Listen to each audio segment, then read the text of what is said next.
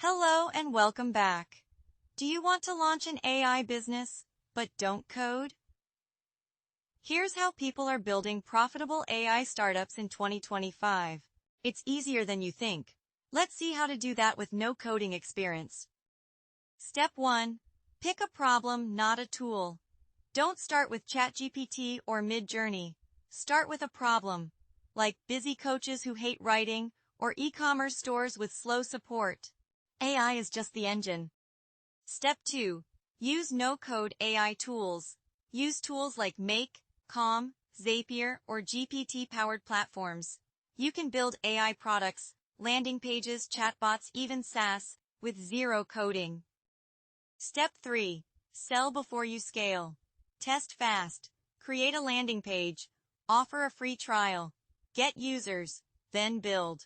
Validation first, tech second. That's how smart founders win. You don't need millions to start, just the right idea and the right AI tool. Ready to start your own AI-powered business? Comment AI Biz and I'll share resources. This is the end for today. Thank you and goodbye.